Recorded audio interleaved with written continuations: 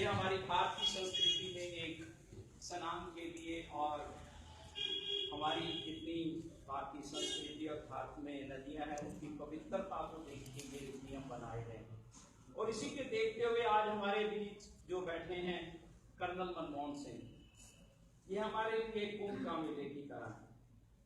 ये साथ ही बैठे हैं हमारे, और मैं अपने पतंजलि परिवार की तरफ से इनका तहे दिल से आभार व्यक्त करता हूं। ये किसी राजनीतिक पार्टी के व्यक्ति नहीं और हमारा पतंजलि परिवार भी कोई राजनीतिक पार्टी नहीं। परम पूज्य स्वामी रामदेव जी ने जब ये लक्ष्य चुना था इस देश में कि हमारी जो स्वतंत्रता है वो कहीं ना कहीं छीन गई है, उस स्वतंत्रता को हमने किस तरह अपने व्यक्ति से अभिव्यक्ति में लानी, हर व्यक्ति के अंदर से वो जागरूकता लानी है। वो स्वतंत्रता का मायना ये नहीं था कि हम खा नहीं रहे थे, उस स्वतंत्रता का मायना ये नहीं था कि हम जी नहीं रहे थे, उस स्वतंत्रता का मायना ये नहीं था कि हम इस देश में सांस नहीं ले रहे थे। उस स्वतंत्रता का मायने था हमारी अभिव्यक्ति की आजादी, हर आदमी की दिल की आजादी, हर आदमी की दिमाग की आजादी। वो 70 सालों में नहीं पूरी हुई, जिसमें परम पूज्य स्वामी रामदेव महाराज जी ने पूरे देश में एक सग्रह अग्रह आंदोलन चलाया, जिसमें सग्रह किया, लोगों से आग्रह किया और आंदोलन चलाया। उस आंदोलन में एक ऐसी स्वदेशी की धारा जन्मी जिसमें आप आज सभी नवसुख हो। तो इसी तरह हमारे बीच जो बैठे हैं कर्नल मनमोहन सिंह जी, जिन्होंने अपने जीवन में आंदोलन को बदला, ये वो व्यक्ति हैं जिन्होंने अपने पूरे जीवन शैली में जितना भी कार्य किया। आज हमारे घर कोई व्यक्ति काम करता है या हम भी काम करते हैं तो कुछ ना कुछ उसके बदले आशा करते हैं, लेकिन इन्होंने पूरी जीवन में एक बार भी वेतन नहीं लिया, एक बार भी।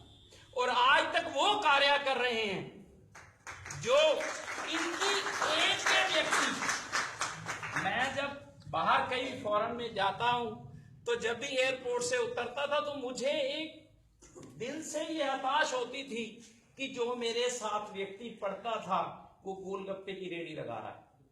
मुझे बहुत लगता था कि उसके सिर के बाल सारे सफेद हो गए हैं। जब मैं वही व्यक्ति की उम्र एयरपोर्ट से फॉरेन में जाता था तो वो अभी शादी करवाने के लिए तैयार रहता था।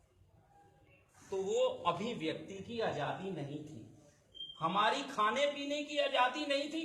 हमें लग रहा था कि हम खा पी रहे हैं, हम जी नहीं रहे थे। हमारी सांसों में जहर था जो मिल रहा था, हमें खाने में जहर था जो मिल रहा था, हमें पीने में जहर था जो हम पी रहे थे। क्योंकि हमारी जो संस्कृति है उसमें कहा जाता है कि जो व्यक्ति है वो सिर्फ मुंह से नहीं खाता, हमारी 5 इंद्रियां खाती थी। आप आंखों से खाते हैं, स्पर्श से खाते हैं, मुंह से खाते हैं, हम कानों से सुनते हैं, वो भी खाते हैं। वो सारी की सारे हमारा खाना होता है। जरूरी एक से पेट नहीं भरता। हमारे इतने भारतीय संस्कृति में इतने ऐसे संत हुए हैं जिन्होंने एक एक चावल के दाने पर अपने कई साल एक एक टांग पर खड़े होकर बिता दिए। वो थे महात्मा बुद्ध, आप सभी जानते हैं। एक दिन वो इसी तरह भगवान को ढूंढने में निकल पड़े तो भगवान में हर एक होता है कि बहुत मुश्किल प्रयत्न करने पड़ते हैं, भगवान पाने के लिए बड़े प्रयत्न करने पड़ते हैं। भगवान कोई कहता वहां मिलता है, कोई कहता मंदिर में मिलता है, कोई कहता गुरुद्वारे में मिलता है। तो उनको भी इसी तरह ढूंढना पड़ा। जब उनके मन में ये एक अलग सा जागा कि मुझे भगवान को पाना है, तो तभी वो एक संत के पास गए। तो उनका ये था कि मुझे भगवान में लेना है, ये भगवान पाना है। तो संत ने कहा आप नहीं पा सकते, आप तो बालिक हो, बहुत मुश्किल है ये काम। तो उन्होंने कहा कोई बात नहीं, मैं करने को तैयार हूं, आप बताइए क्या है मुश्किल काम। तो तभी महात्मा बुद्ध जी ने जो उनसे संत ने कहा, उनको कहा कि ये एक चावल का दाना है, आप इसे रोज खाइए और जंगल में एक पैर पे खड़े हो जाइए और इतने साल आपको खड़े रहना पड़ेगा। तो महात्मा बुद्ध जी जंगल में गए, पैर पे खड़े हो गए, रोज एक दाना खाते थे चावल का। और आखिर में जब वो 5-7 साल खड़े उठने को चल पड़े तो भगवान तो नहीं मिला, लेकिन वो जब चलने लगे तो ये हमारे ग्रंथ कहते हैं कि जब वो चलने लगे तो उनसे चला भी नहीं जाता था। तो उनके मन में आया, मेरे से तो चला भी नहीं जाता, तो भगवान मैं कहां से पालूं। तो तभी वो कहते हैं अपने घर को निराश होकर चल पड़े। जैसे ही वो गए तो रास्ते में उनके शहर के बाहर नदी पड़ती थी। उस नदी में इतनी छोटी नदी थी कि बालक एक तरफ से जाता, नदी से दूसरे तरफ छाल मारकर पहुंच जाता, दूसरे से इधर आता, इधर से पहुंच जाता। तो भगवान बुद्ध तो उस टाइम ज्यादा बड़े हो चुके थे उम्र में, तो उन्होंने क्या किया, भी नदी को पार करने के लिए बच्चे पार कर रहे हैं तो मैं भी नदी नहीं पार की गई। तो उन्हें ये आया कि मेरे शरीर में तो इतनी जान नहीं रही कि मैं नदी पार कर सकूं, तो भगवान को क्या मैं पाऊंगा। भगवान तो यूं ही ढूंढ रहा था। तभी कहते हैं कि वहां पे एक वट वृक्ष था जिसकी जड़ें लमक रही थी उसके, वो भगवान बुद्ध ने पकड़ के उस जड़ों को, उस तनों को निकल के नदी पार की। जब नदी पार की, जो वट वृक्ष था जिसे बोध कहा जाता आज भी है, और उस वृक्ष के नीचे जब बुद्ध मेरे दिल में था तो तभी उनको ज्ञान हुआ। तो महात्मा बुद्ध के कई लेखों में यह लिखा भी हुआ है, उनके संदर्भ में उनके जो शिष्य हुए हैं 10,000 उनके जो व्यक्ति शिष्य हुए हैं, और उसमें मेरी बहनें भी 40,000 शिष्य हुए जिन्होंने इन गंतव्यों को लिखा हुआ है। तो अभी वो कहते हैं कि उन्होंने भगवान के लिए परिभाषा देखी, आप मेरे पीछे मत चलना, आप भगवान अपने तरीके से पाना। मुझे तो अलग अलग कारणों से गुजरना पड़ा, तो भगवान को मैंने अपने अंदर पा लिया है। तो इसीलिए ये बात मैंने तब बताई कि हमारे परम पूज्य स्वामी रामदेव जी महाराज ने भी यही लक्ष्य रखा। उन्होंने भगवान किसी किताबों में, किसी मूर्तियों में, किसी जगह नहीं कहा, और अपने आप को हम सभी आर्य गिनते हैं। ये उनकी हर लेख में, हर बोल में आता है कि हम आर्य हैं। तो तभी वो इन चीजों को लेकर ही आज पूरे संसार में एक प्रतिनिधित्व करने के लिए स्वदेशी को अपनाया। वो मेरे भाई आदरणीय शहीद रजीत दीक्षित थे, जो उनके साथ काफी वक्त गुजारा, क्योंकि मेरे को भी थोड़ा होता उनके संज्ञान में रहने का मौका मिला। तो तभी मुझे भी कुछ ना कुछ सीखने को मिला, हम बालक की तरह उनसे कुछ ना कुछ सीख सके। तो उसमें परम पूज्य स्वामी रामदेव महाराज जी ने उनके साथ काफी चीजों पर शोध किया, जो आज सारे संसार में जो चल रहा है, घर घर में स्वदेशी केंद्र चल रहा है, योग शिक्षा चल रही है। पतंजलि ऋषि को कब के आए थे, लेकिन किसी ने भी आज तक योग शिक्षा को हर देश विदेश में पहुंचाने का लक्ष्य नहीं रखा। तो इस और इसी के साथ हमारे बीच में जो बैठे हैं कमांडर के मोहल्ला जी, वो एक सैनिक, मैं उनके साथ काफी कुछ सीखने का मिलता है। जब भी कभी मैं उदास होता हूँ तो इनके पास चले जाता हूँ। फिर इनके साथ जब वो देश की बातें करते हैं, बॉर्डर की बातें करते हैं, किस तरह युद्ध लड़े, किस तरह भी रात की बात भी तो मैंने इनके पास किया, तो मुझे कई चीजें का ज्ञान मिला कि इन्होंने पूरे देश के कम से कम पूरे संसार के 50 देशों को इन्होंने घूमना नहीं, ड्यूटी की, एक भारतीय फौजी होने के लिए, और एक कमांडर में वो रिटायर हुए हैं, और ऐसे संत सिपाही हैं। ये आज दोनों शख्सियत जो हमारे बीच बैठे हैं, मैं इनका दिली अभिनंदन करता हूं, और मैं सोचता हूं कि आप सभी और मैं इनसे कुछ सीखें। जैसे हम परम पूज्य स्वामी रामदेव महाराज से कुछ सीखा, आज इनसे हम भी कुछ सीखें। क्योंकि वो व्यक्ति हैं, क्योंकि जब हम घर में सोते हैं तो ये उस टाइम बॉर्डर बेचते हैं हमारे। इनके लिए तो मुझे तो भगवान राम और कृष्ण नहीं, मुझे तो मेरे लिए तो ये भगवान है, तो मुझे तो इन्हीं में नजर आता है। तो मैं इसी के साथ ये आपका तहे दिल से धन्यवाद करता हूँ, और आशा करता हूँ कि बातें तो बहुत हैं, बोलने लगेंगे तो मेरा ख्याल है कि हम टाइम ही निकल जाएगा। इसी तरह हर के दिल में एक भावना होती है कि मैं भी कुछ कहूँ। हर मन में, अभी मेरे भाई यहाँ बैठे तो मन में थी, कालिया जी ने हमारी बात नहीं सुनी, तो बातें तो इतनी बड़ी कॉन्स्टिट्यूंसी है, हमें कालिया जी को नहीं जिताना, हमें मोदी जी को जिताना है।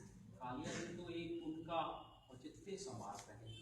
आज देश जिस खड़ा है, जिस विलंब पे खड़ा है, हमें ये सोचना है कि इस देश को दूर आगे किस तरह लेके जाना है। अभी 3 साल हुए हैं मोदी जी को आए हुए, 3 सालों में कितना कुछ किया, कितना कुछ किया, हमें नहीं ज्ञान, क्योंकि कितना कुछ अनदेखा हो चुका था, हमें ज्ञान नहीं था, इसीलिए इतना कुछ हो गया कि हमें हमारे तक नहीं पहुंचा, कई चीजें हमारे तक नहीं पहुंची। हमने देखा लाइन में लगे हैं, कल काले धन की बात होती, हम लाइन में लगे हुए थे। हर मन में एक प्रयास आता था, प्रयास आता था कि लाइन में कभी वो व्यक्ति नहीं लगा हुआ जो कभी मर्सिडीज गाड़ी में है, लाइन में कभी वो व्यक्ति नहीं लगा हुआ जो लीडर है, लाइन में गरीब व्यक्ति लगा हुआ है। तो मेरे भाई, बड़े भाई शिकारी जी हैं, जो साथ में अपनी टीम लेकर, हमारे भारत स्वाभिमान की टीम है, जगह जगह पे इन्होंने पानी चाय के साथ में लंगर लगाए, उनकी सेवा की, तो लोगों के मन में ये बातें आती हैं। तो इसके लिए हमें एक जानना जरूरी है कि आज यही बातें ओपोजिट कांग्रेस हमें घुमा रही है, आप भी यही मुद्दा लेके आ रहा है। देखो लाइन में, कभी आप सोचो कि लाइन में हम जब क्यों खड़े हुए थे, एक देश को 70 सालों में, आपके घर में कोई 70 सालों में कोई चीज हुई हो, उसे कम से कम कितने महीने चाहिए ठीक करने में, दिनों में नहीं हो जाता। उसको ठीक करने के लिए हमारे घर में जो व्यक्ति ठीक होता है उसको भी उसमें जूझना पड़ता है। घर में एक कमरे को रंग करना हो तो सारे परिवार को बाहर जाना पड़ता है, एक व्यक्ति के लिए नहीं, सारे परिवार के लिए इस देश को उस लाइन में आना पड़ता है। लेकिन लाइन में आज नहीं आते तो कब आते, कब आते? हमारे पास कोई चेहरा है? कोई चेहरा नहीं। एक ऐसा चेहरा मिला है जो पूरे संसार में हमारे भारत को एक अपना निशान दे सका है कि हम भारतीय हैं, हम वो भारतीय हैं जिसने सारे संसार को जीना सिखाया है, हम वो भारतीय हैं जिसने सारे संसार में चलना सिखाया, हम वो भारतीय हैं जिसने पूरे संसार में एक बेवान ऊर्जा, जो आज ब्रिटिश या अंग्रेजी अमेरिकन अपनी खोज देते हैं, हम भारतीयों ने बनाया, आपने बनाया। इसमें बहुत सी बातें हैं, हमने सबको खाना सिखाया। आज जितनी भारत में खाने में चीजें हैं पूरे संसार में नहीं है, आप कहीं घूम के देखिए, कुछ भी नहीं है। उनके पास तो होता क्या है, ब्रेड और डबल रोटी, उसमें आलू को सीधा कर लिया या आलू को उल्टा कर लिया। तो हमारे पास तो इतनी सब्जियां हैं, खाने को है, पीने को है, बहुत कुछ है हमारे पास। तो हम चाहते हैं कि ये हमारी भारतीय संस्कृति की देन है, हमने भारतीय संस्कृति को इस तरह आगे लेके जाएं और अपने देश को मजबूत बनाएं, मोदी जी के हाथ मजबूत बनाएं, और इस देश के लिए नहीं, अपने आने वाले भविष्य के लिए कुछ इस तरह करके जाएं कि हमारे दिल में ये कल गुमान ना हो, क्योंकि संसार में तो सभी ने चले जाना है, हमारे जो पिछले अब वो नहीं रहे, हम भी आज या कल चले जाएंगे, लेकिन देश चलता रहना चाहिए, हम रहे या ना, ऐसा हमारा मानना है और आपका भी होगा। सो इसी के साथ मेरे से तो बातें बहुत हैं, लेकिन वक्त इतना है कि कभी फिर देश प्रेम पर या उस तरह की बातें हुई तो बहुत कुछ बोल सकते हैं देश के बारे में, एक दूसरे साथ विचार हम साझा कर सकते हैं, कुछ चीज़ें आपको पता होगी, मैं ग्रहण करूँगा, कुछ मुझे होगी, आप ग्रहण करना। इसी के साथ मैं आपसे आशा करता हूँ कि हमारी इस फोटो में आप मोदी जी का हाथ मजबूत कीजिए, और हमारे परम पूज्य स्वामी रामदेव महाराज जी ने जो आदेश दिया है, हम उस आदेश को मोदी जी के हाथ पर ठीक तगड़े करने के लिए हम आगे बढ़े।